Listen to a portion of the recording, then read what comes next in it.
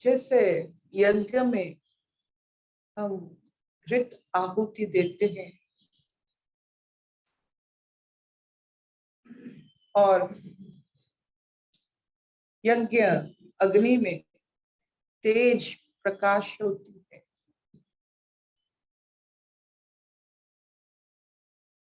जब हम ओंकार नाद की आहुति देते हैं, दृष्टा और दृश्यमान में भी तेजस प्रकट होती है।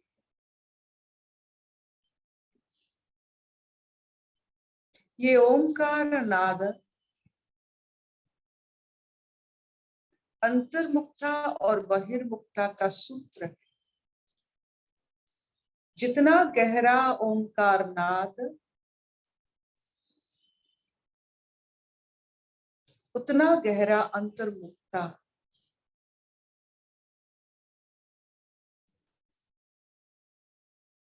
और बहिर्मुक्ता में उसका जो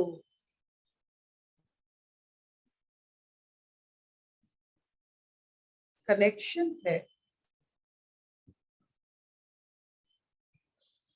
बहिर्मुक्ता में चंचलता,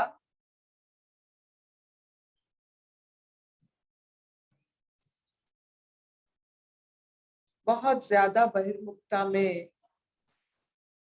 प्रश्न,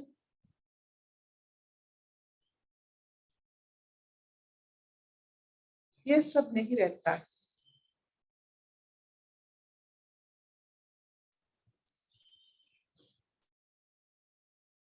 जब कौरव सेना पूरा निहत हुए महाभारत युद्ध में, गांधारी कृष्ण को श्रापित किया कि मेरे कुल का जैसे नाश हुआ है, तुम्हारे कुल का भी वैसे ही नाश हो।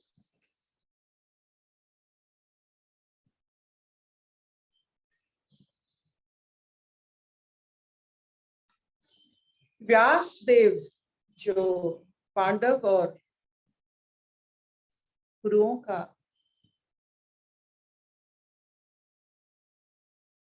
क्या कहते हैं, दादाजी है, वो गांधारी को समझाते हैं,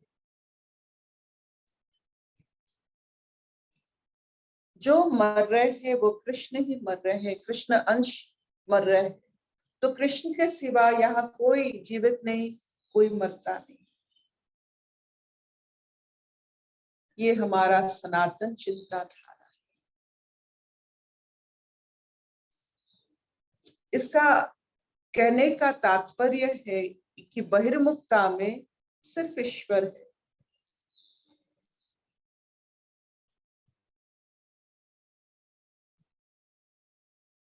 और ये जो अनुभूति आपकी गहराई से, आपकी अंतर्मुक्ता से ही आप इसे प्राप्त कर सकते हो कि बहिर्मुक्ता में आप जो कुछ देख रहे हो, जो कुछ हो रहा है, वो ईश्वर का अंगड़ाई।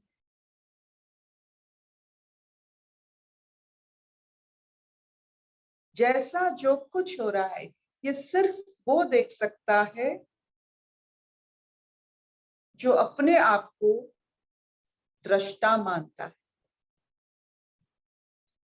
जो अपने आप को दृश्यमान मानता है, ये नहीं दे सकता है, वो भी बहिर्मुक्ता का हिस्सा बन जाता है। दृष्टा बनते तो अंतर्मुक्ता में हम वास करते हैं। तो इसी से फिर शुरू करते हैं आज का योग वशिष्ठ। स्वागत है। आज का कहानी सुनने के लिए व्याकुल है चित्त और कर्ण भी। सुनाइए।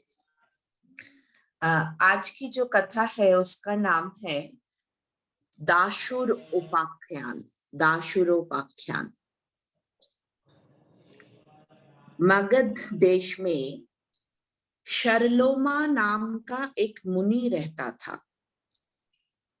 उसका एकमात्र पुत्र दाशुर अपने पिता को बहुत प्यार करता था। समय आने पर जब शर्लोमा की मृत्यु हो गई तो दाशुर को अत्यंत शोक हुआ और वह अधीर होकर रोने लगा।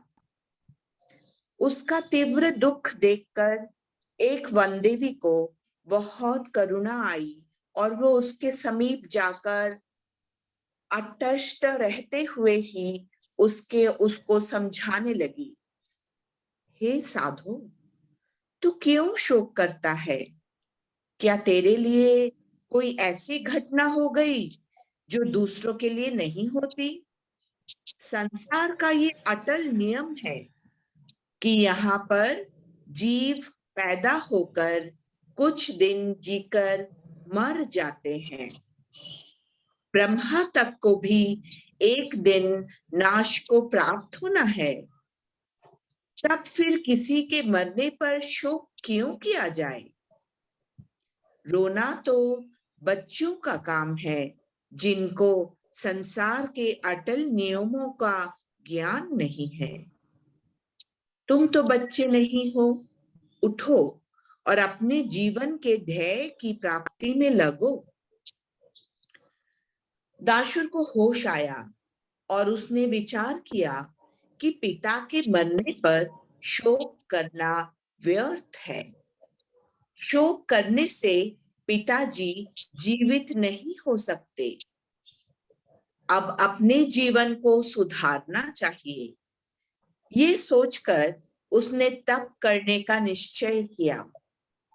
तप करने के लिए उसने एक अत्यंत पवित्र स्थान की खोज करनी शुरू की, लेकिन उसको कहीं पर भी कोई पवित्र स्थान ना मिला। अंत में उसकी समझ में ये आया कि यदि वो किसी प्रकार किसी वृक्ष की फुंगल में, फुंगल मतलब अग्रभाग, फुंगल पर स्थित रह सके तो वह सबसे शुद्ध स्थान तप करने का होगा। ये इच्छा अपने मन में रखकर उसने कुछ लकड़ियों एकत्रित करके आग जलाई और अपना मांस काट काट कर अग्नि देवता को बलि देना आरंभ किया। ब्राह्मण के मांस की बलि आग में पड़ते ही अग्नि देवता को बहुत दुख हुआ और वे ब्राह्मण के सामने प्रत्यक्ष रूप से प्रकट हो गए और उससे वर मांगने को कहा। दाशुर ने अपनी इच्छा प्रकट की। अग्निदेव ने वर दिया कि उनको वहां पर खड़े हुए कदम्ब वृक्ष की शाखा के अग्रभाग पर रहने की शक्ति प्राप्त हो। दाशुर उस कदम्ब वृक्ष पर रहकर तप और यज्ञ करने लगे। उनके सब यज्ञ और तप मानसिक थे। मन द्वारा उन्होंने विधि पूर्वक वैदिक रीति से अश्वमेध, नरमेध, गोमेध आदि बड़े बड़े यज्ञों की समाप्ति की। बहुत दिनों तक तप और यज्ञ करने से भी उनको आत्मज्ञान प्राप्त ना हुआ, क्योंकि आत्मज्ञान तो केवल विचार से ही उत्पन्न होता है, तप और यज्ञ द्वारा नहीं प्राप्त होता। हाँ, इतना हुआ कि निष्काम तप और यज्ञों के प्राप्त करने से दाशुर का अंतकरण इतना पवित्र हो गया कि वो अब आत्मा के स्वरूप का विचार करने योग्य हो गया। विचार करने से उसको आत्मज्ञान हो गया और वो जीवन मुक्त होकर आनंद से उस वन में रहने लगा। अब उसको किसी प्रकार का शोक और मोह नहीं रहा। एक समय उसके सामने एक वन देवी आकर रोने लगी।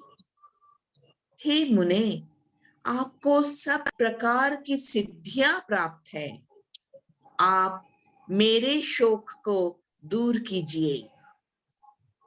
चैत्र शुक्ल पक्ष की त्रयोदशी को इंद्र के नंदन वन में कामदेव का उत्सव मनाने के लिए सब देवियां एकत्रित हुई थी। सबके साथ उनकी संतानों को देखकर मुझे दुख हुआ कि मेरे अभी तक कोई पुत्र नहीं है।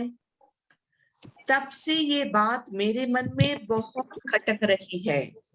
हे मुने, आप मेरे इस शोक को दूर करो और मुझे पुत्र प्रदान करो। यदि ऐसा नहीं करोगे तो मैं अग्नि में प्रवेश कर जाऊंगी। दाशुर को उस वनदेवी पर दया आई और उन्होंने उसको एक पुष्प देकर ये कहा, जाओ, 1 महीने के पीछे तुम्हारे गर्भ से एक पुत्र होगा। लेकिन चूंकि तुमने अग्नि में प्रवेश करने की धमकी दी थी, इसलिए वो पुत्र अज्ञानी होगा। सांसारिक विद्याएं उसको सभी आएगी, परंतु आत्मज्ञान उसे बिना किसी ज्ञानी के उपदेश किए न होगा। प्रसन्न चित्त होकर वो वन देवी घर गई और 1 महीने पश्चात उसको पुत्र प्राप्ति का आनंद प्राप्त हुआ।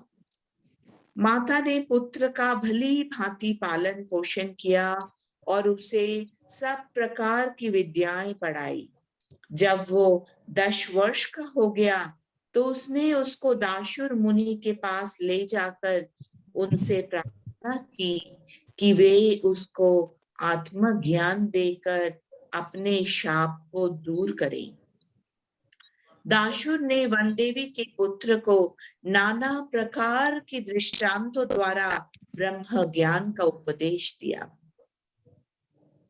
वशिष्ठ जी ने रामचंद्र जी से कहा कि एक समय जबकि वे आकाश मार्ग से सूक्ष्म शरीर द्वारा गंगा में स्नान करने जा रहे थे, उन्होंने दाशुर मुनि को वनदेवी के पुत्र को आत्मज्ञान का बड़े सरल और रोचक उपाय से उपदेश करते हुए सुना था। उस समय दाशुर मुनि उसको ये समझा रहे थे कि सारा जगत संकल्प का प्रसार है। संकल्प ही सारे पदार्थों का उत्पादक है। संकल्प द्वारा ही संसार की रचना होती है और संकल्प के क्षीण होने पर संसार का नाश होता है। ये संसार केवल एक संकल्प नगर है जो कि शुद्ध चिदाकाश में उदय होता है और उसी में लय हो जाता है। हरिओम।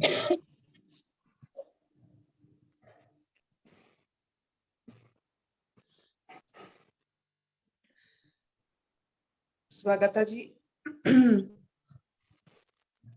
और ये जो कथा एक पिता और पुत्र के स्नेह से शुरू होता है। माता पुत्र की स्नेह में विलय होता है। उसके बीच में जो साधना है,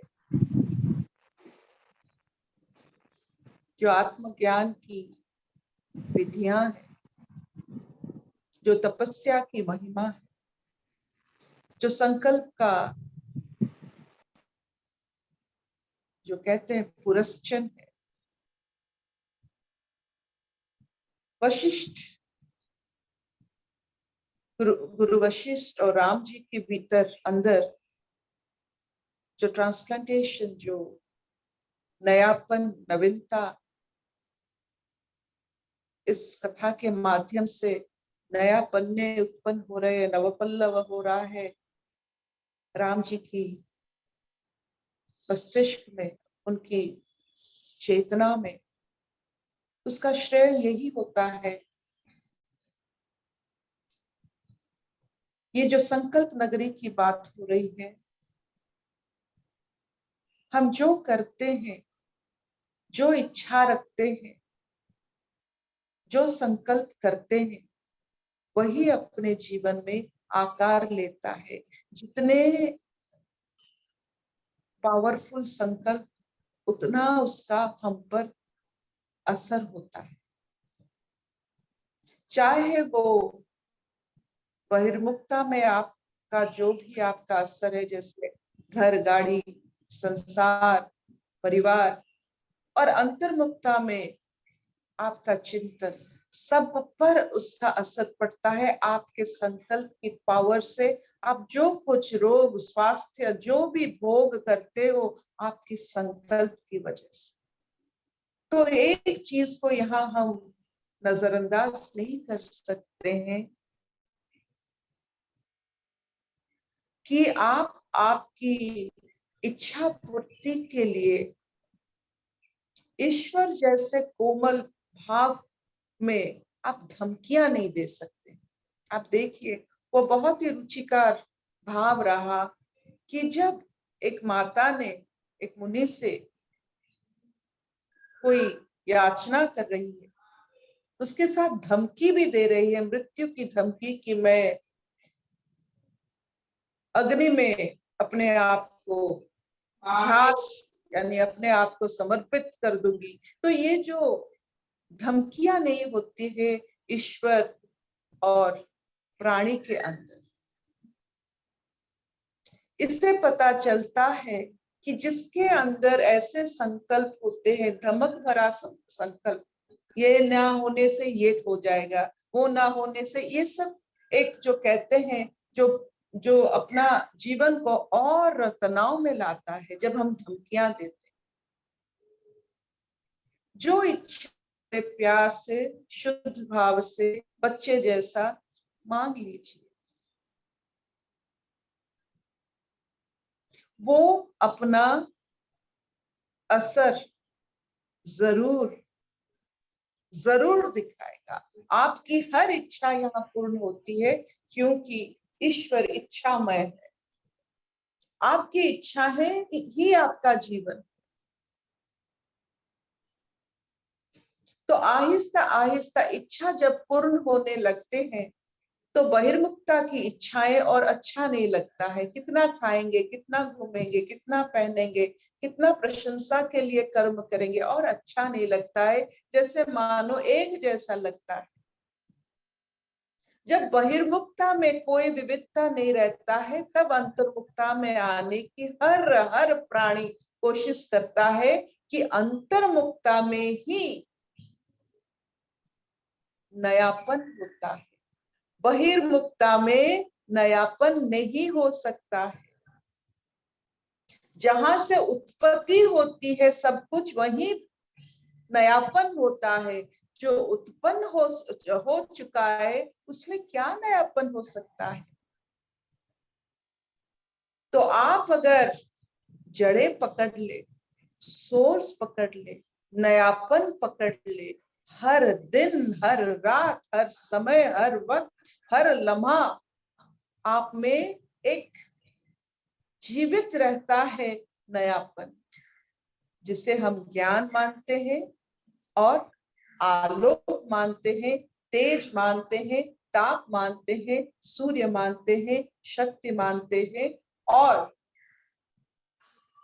ये जो अंतर्मुखता में नयापन होता है, और जब वो चारों ओर आपका नयापन फैलता है, तो आप एक वृक्ष समान छायाधारी वृक्ष बन जाते हो, और आपके पास सब थोड़ा सा अपना तृष्णा खत्म करने के लिए आपके छाए के नीचे आते हैं। ये नहीं कि आप बड़ा पेड़ बन गए हो, ये है क्योंकि आप में नवीनता है, नूतनता है, आप जड़ पर हो, आप वहीं से सब कुछ कर रहे हो। अंतर्मुक्ता में हो, बहिर्मुक्ता में आप नहीं हो। यही आकर्षण होता है अंतर्मुखी में। इसीलिए कहा जाता है अंतर्मुखी सदा सुखी।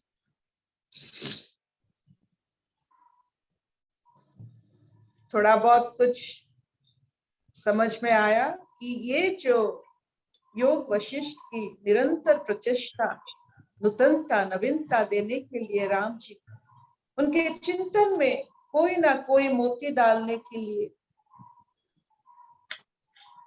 और ये सब वो अंतर्मुक्ता में कर रहे हैं। अपने अंतर्मुक्ता से लेकर राम जी की अंतर्मुक्ता पर असर हो रहा है, वो और गंभीर बनते जा रहे हैं और चिरंतन सत्य को अनुभव करते जा रहे हैं इन कथाओं के। तो आप देखिए इन कथाओं के बल पर कैसे बहिर्मुक्ता में नियंत्रण आती, चंचलता, यहाँ से वहां भटकना, वो जो भटकने की बीमारी होती है, यहाँ सुख नहीं वहां सुख नहीं, जो जैसे आपने देखा कि वो कैसे अपने एक पवित्र स्थल जुगाड़ करने के लिए अपने मांस को भी अग्नि में वो दे देते हैं। ये बहिर्मुक्ता में यही कर सकते हैं आप। जब तक आप अंतर्मुक्ता में नहीं जा पा रहे हो, आप बहिर्मुक्ता में ऐसे ही कर सकते हो जैसे बुद्ध ने किया था। खाना पीना त्याग करके पूरा उन्होंने समझा कि जैसे पेड़ों में, शाखाओं में जब जल खत्म हो जाता है, सूखे हो जाते हैं, उसमें अग्नि का प्रज्वलन हो सकता है, तो वो खाना पीना छोड़ के सूखे होने लगे। यही बहिर्मुक्ता में हो सकता है। अब क्या कर सकते हो? अपने आप को हानि पहुंचा सकते हो। अंतर्मुक्ता में कोई किसी को हानि नहीं पहुंचाता। सूखे रहने से बुद्ध नहीं बने, प्राण को धारण करने से ही बुद्ध बनते हैं। तो ये मांस देने में वो पवित्र स्थान नहीं मिला।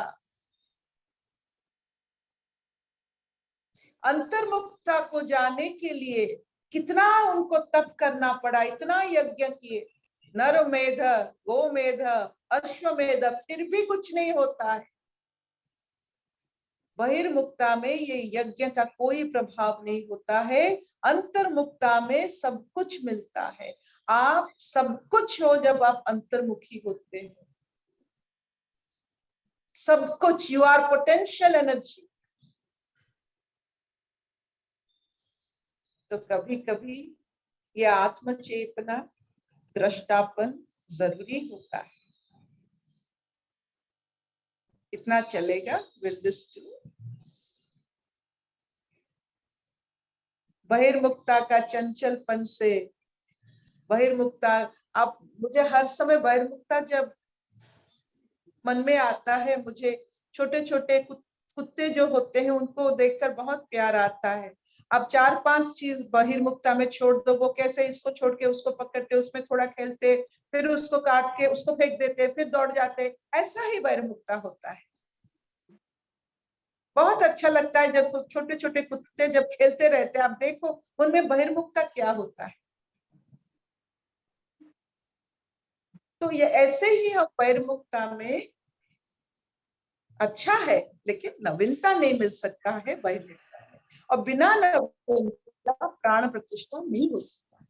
If you do not have newness, आपका प्राण रहेगा लेकिन प्रतिष्ठित नहीं हो पाए, उसमें आहुति नहीं भर सकेंगे आप, उसमें तेज नहीं पाओगे जब तक नयापन नहीं है। हर दिन नया दिन, हर पल नया। ये बहिर्मुक्ता में नहीं मिलेगा, ये अंतर्मुक्ता में मिलेगा, क्योंकि बहिर्मुक्ता में इतना नया नहीं है। जहां से नया सृष्टि होता है उसी में ही नयापन है।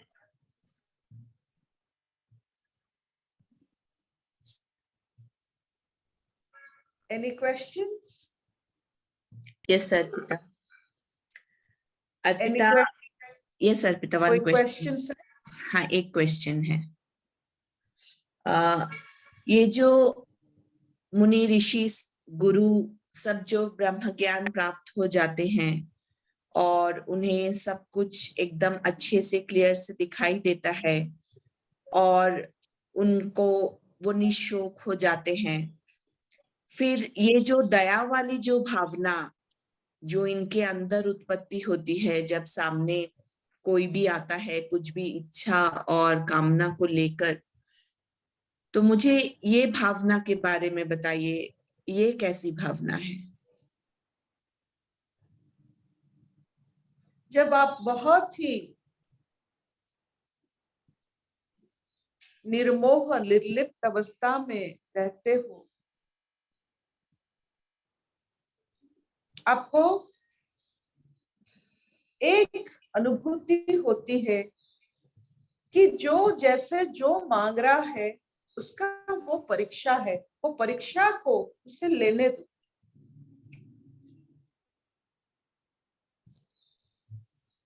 अगर मुझे बच्चे चाहिए, ठीक है, तू बच्चे पैदा करके देख ले, तेरा परीक्षा, तूने वो क्वेश्चन पेपर मांगा है, तुझे क्वेश्चन पेपर जरूर मिलेगा। यही उनका जो दूरदर्शिता है कि जल्दी अगर वो नहीं करेंगे, वो आप जैसे आपके पास आएंगे, आप नहीं दोगे, उनके मन में संकल्प है वो चाहिए, तो जल्दी वो संकल्प खत्म हो जाए, यही गुरुओं का हमारे ऊपर आशीर्वाद रहता है। कर ले, जल्दी कर ले, अगर मुझसे मांग रहा है, अगर नहीं मिलेगा तू कहीं ना कहीं जाएगा, फिर समय तेरा नष्ट होगा, तू मुझसे ले ले, ये इम्तिहान दे दे, जल्दी दे दे और मुक्त हो जाए। यही होता है। वो जो भाव होते हैं गुरुओं में, 16 सहस्र माओं के हृदय होते हैं गुरुओं, जिनके एक माँ का हृदय कितना होता है, 16 सहस्र माओं के हृदय गुरु होते हैं। इस अवस्था में गुरु का अनुभूति होता है। जल्दी जल्दी जो इच्छाएं संकल्प गुरु कहते हैं खत्म कर दे। देखिए, आपने पढ़ा है कठोपनिषद में नचिकेता की, तो नचिकेता की जो कथा है, जो भी पढ़ेगा मंत्र मुग्ध हो जाएगा कि जो अपने पिता की जो अभ्यास है, दान पुण्य की, प्रशंसा कमाने की जो अभ्यास है, उसमें कैसे वो घुस के पूरा समाज के लिए, अपने लिए, सबके लिए ज्ञान को कैसे पकड़ के साथ चारों ओर फैला सकता है। नचिकेता का जो दृष्टांत है जरूर पढ़ना चाहिए, और एक बार जरूर हम पढ़ेंगे नचिकेता का, ये कथा खत्म होने के बाद नचिकेता का कथा जरूर पढ़ेंगे। इतना चलेगा? Will this do? जी अर्पिता, छबिलानी, बहुत बढ़िया. हाँ मामा, हाँ हाँ, बहुत बढ़िया. Any questions? खत्म हो जाए, सब गुरु चाहते आपकी इच्छा खत्म हो जाए। आज मुझे चाय पीना है, पी ले, आज मुझे वहां जाना है, जाओ। जो ब्रह्म ज्ञानी होते हैं हाँ ही सब करते हैं, ईश्वर तो सब हाँ करते हैं ना का शब्द नहीं है।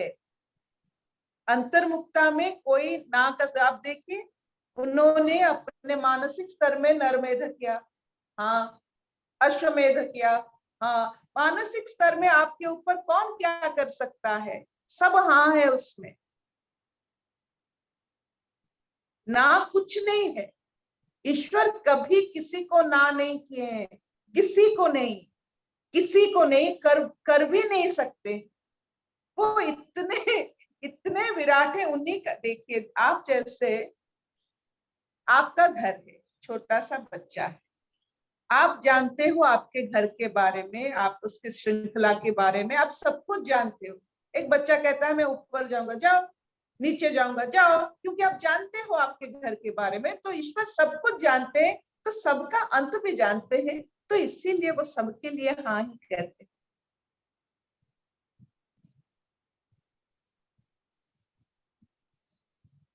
असतो मा सद्गमय तमसो मा ज्योतिर्मय मृत्युर्मा अमृतंगमय।